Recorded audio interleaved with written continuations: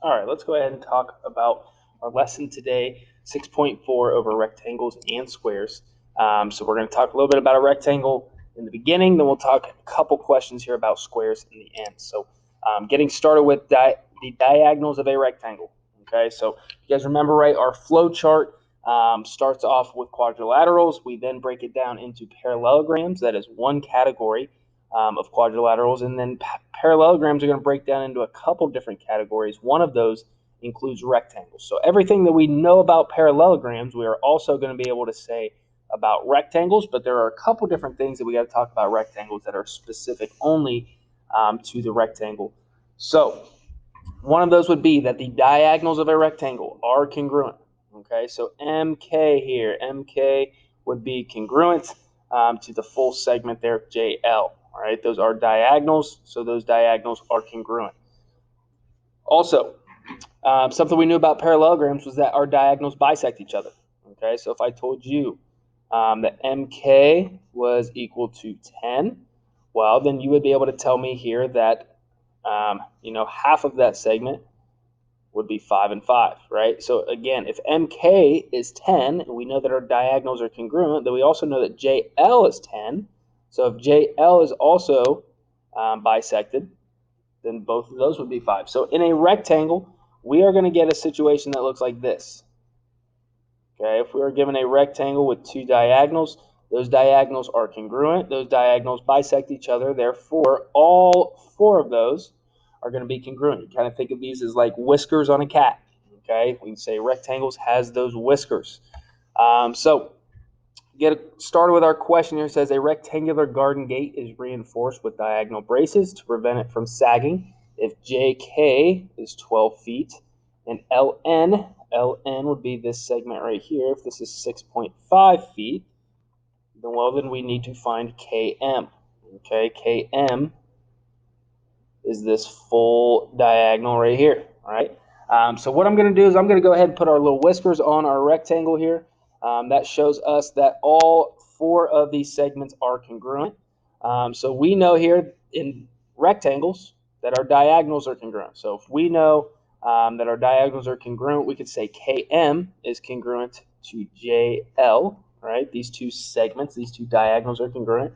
And we know what JL is, right? If we know what half of JL is, then we know the whole thing would be equal basically to 6.5 times 2, or 6.5 added to itself, which is 13. All right, so if we know that one diagonal is 13 feet, well, guess what? We know that the other diagonal is 13 feet as well. So knowing that those diagonals are congruent there, definitely showing out to pay off in this question. We get our final answer, KM is equal to 13 feet. Next one here. Again, we have a rectangle. It tells us that GH is 6 feet. FH, that full segment, is 15 feet. And we need to find GJ, which would be this red segment right here. Okay.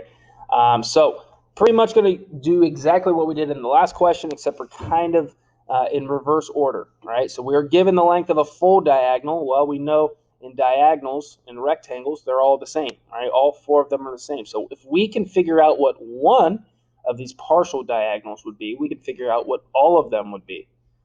So again, if this full diagonal is 15, and we know that our diagonals bisect each other, then we know they cut each other in half. So if the whole thing's 15, then half of it must be 7.5. Okay. And again, if we know what one of those are, we will know what all four of those are. So all four of these are 7.5 feet. So our answer here would be B, 7.5.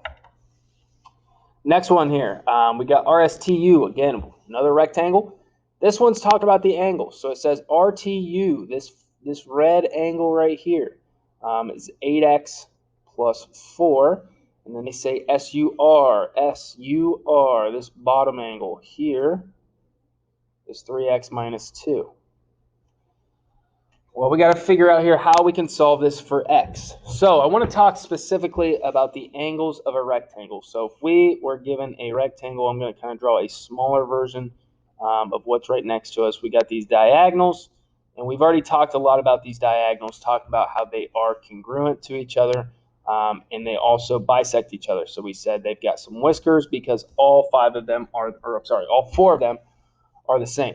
Well, it gets a little bit better. We know that all four of these diagonal segments will be congruent, but we also, in a rectangle, know that the top angles are going to be congruent to the bottom angles. And our angles in the triangle on the left and the right are going to be congruent as well. Okay, so in a rectangle, I want you to remember this picture, because this picture right here says a lot about our rectangles. We have all four diagonal segments congruent. We have the top angles and the bottom angles in that top triangle and the bottom triangle congruent. And then the angles in the triangle on the left and the right congruent as well. Okay, so this is definitely going to be helpful. And I want to talk about what we have going on in this specific rectangle. So it appears that our first angle here, 8x plus 4, is in the triangle that's on the right-hand side, right? So I'm going to kind of fill this out according to what we have done in our other figure. So all of these red angles here are congruent, and then all of these blue angles are congruent as well. All right, so I want to talk about what we can do to help us solve for x. Now, obviously, our red angle, our blue angle, these aren't equal to each other. These aren't congruent to each other. So we're not going to be able to say that they're equal. But what do we know about all of the angles in a rectangle? Hopefully, you know that they are all four right angles, right? They're all four right angles. So we've already said that these two red angles are congruent. So if this is 8x plus 4, well, that means that this also is 8x plus 4. So we have two angles now here in this bottom right-hand corner. What do we know that these two angles here add up to? Well, these two angles here have to add up to 90. So the only way that we can do this question here is if we take our two angles, 3x minus 2 and 8x plus 4, and we add them together and set them equal to 90. So 3x minus 2 plus 8x plus 4 is equal to 90. So this is going to be 11x plus 2 equals 90. So subtract the 2 from both sides. 11x equals 88. So divide both sides here by 11, and we'll get x is equal to 8. X is equal to 8. All right, so again, just remember this picture right here. If you don't have it in your notes, make sure it's in your notes. That picture right there should help you a lot when it comes to the angles of a rectangle. Next question. Again, another rectangle here. It says FGE. FGE, this angle right here, let me make this a red angle, is 6x minus 5. 6x minus 5. And then FHE. FHE. Looks like it would be this angle right here is 3x plus 4. Okay, so rectangle looks as if it's turned on its side, but nothing changes as far as our angles go. So if we still look at the top triangle and the bottom triangle, those angles will be congruent. Same thing goes for the left triangle and the right triangle. So as you can see, both of our angles here would have been given in this left and right triangle, right? This left and right triangle. So what we can do is we know that these angles have to be congruent to each other, which means they are equal. So we can set them equal. So we can say here 6x minus 5 is equal to 3x plus 4 because we know that these angles are congruent. So now solving for x here, this is 3x minus 5 is equal to 4. We'll add a 5 to both sides and get 3x is equal to 9. Divide both sides by 3, and we will get our final answer, x equals 3, which was B. Okay, a couple square questions now. Okay, so I want to talk specifically about a square. Squares are a little bit different than rectangles. Okay, We know that all four sides in a square are the same, okay?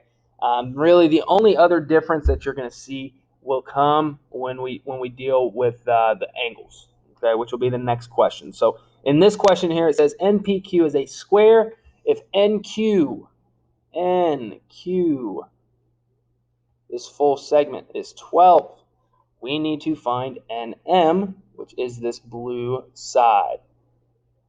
All right, so we were given a diagonal here. We know that that full diagonal is 12, and we need to find the side of this square. So we don't have any of the sides right now. If we did, we would definitely be able to find NM because all of the sides are the same.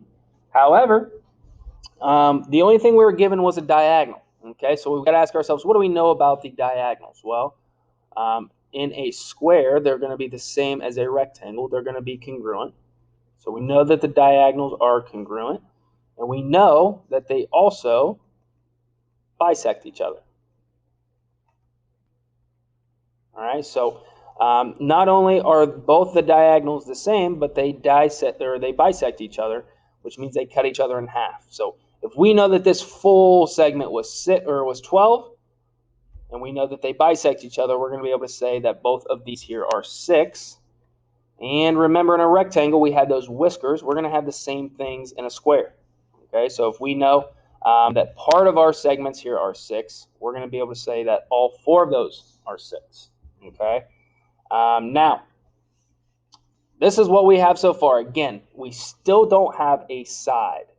But it looks like right here we have a triangle between NMA. Right? We know 2 sides here. We know 6, 6, but we don't know that third side NM. So I'm going to draw this out. So hopefully it makes a little bit more sense to us. We know these are 6. We know this is a right angle because this is a square, and our diagonals here are perpendicular. So we have 4 right angles in the middle. So there's going to be a certain thing we need to do in order to solve for our side NM, okay? This is actually going to be called the Pythagorean theorem, which we have done before in the past, so hopefully you guys remember the Pythagorean theorem, which is a squared plus b squared is equal to c squared, okay? A squared plus b squared equals c squared. And the only letter here that matters where it goes is the c, okay? The c matters where it goes, and that is always across from the right angle. All right, your C will always be across from your right angle. So your A and your B, those are just going to be the legs of the triangle. Your C, again, is the only one that really matters where it goes. So looks like if we were looking at our right angle, opposite of that right angle is going to be the side that we don't know. So I will call that X. I will call that X. So in our formula, a squared plus b squared equals c squared, our C is going to be an X. And then our A and our B are just going to be these other 2 sides of the triangle. So 6 and 6. So we've got 6 squared plus 6 squared is equal to x squared. Let's go ahead and solve this for x now. So we go ahead and square these 6's. So we get 36 plus 36 equals x squared. Add those 36's together. So we get 72 is equal to x squared. Now, once we're at this step here, anything equal to x squared, if you can't remember what we need to do to solve this for x, we will always square root to undo our square. Okay, so anything to the second power, we're trying to solve it for x, we will square root that. We will square root that. So this is going to be the square root of 72, which is around 8.5. So we'll say x is equal to 8.5, which is our side NM. All right, so x or NM, we can say is equal to 8.5.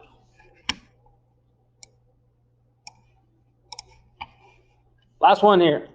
This one is all about the angles of a square. Okay, all about the angles of a square. So I talked a little bit about it on the last slide, but in a square, our diagonals are perpendicular.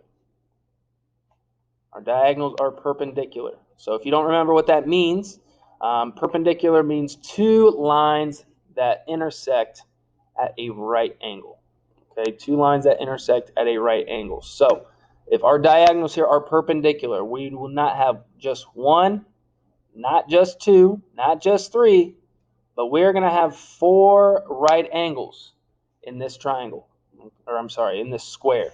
So all 4 of these are 90 degrees.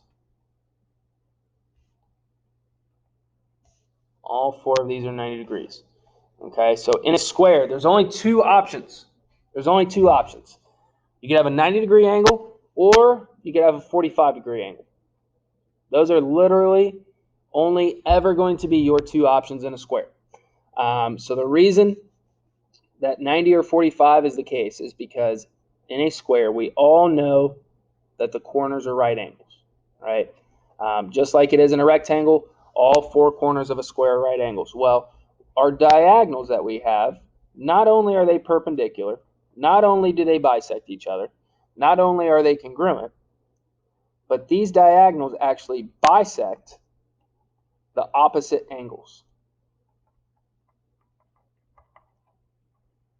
These diagonals bisect the opposite angles. So what that means is they are cutting these angles in half. They are cutting these angles in half. So if we know that in this corner up here we have a 90-degree angle, and then that angle were to get cut in half, well, that would tell me that on both sides of this 90-degree angle are a 45-degree angle. Okay? So the big angles, all of those are 90. The small angles, all of those are 45. So that's pretty straightforward. In a square, those are the only 2 things you'll ever have to worry about are 45 and 90. So let's go ahead and do our question now. Our question says the measure of angle NAP. So I got a pretty big mess going on right here. I want to go ahead and clear that. So I'm looking at the angle NAP. Well, the angle NAP would be right here, which is right in the middle. So hopefully we remembered our diagonals are perpendicular, which tells us when they intersect, they are going to intersect at a right or a 90-degree angle.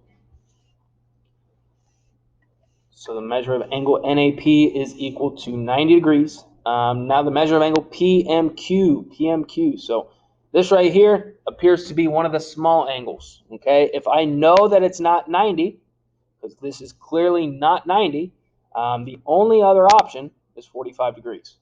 Okay, so that's how we're going to tell there whether or not we have a 90 or a 45-degree angle. If the angle looks like it's cut in half, it's got to be 45. If it's not, then it's got to be 90.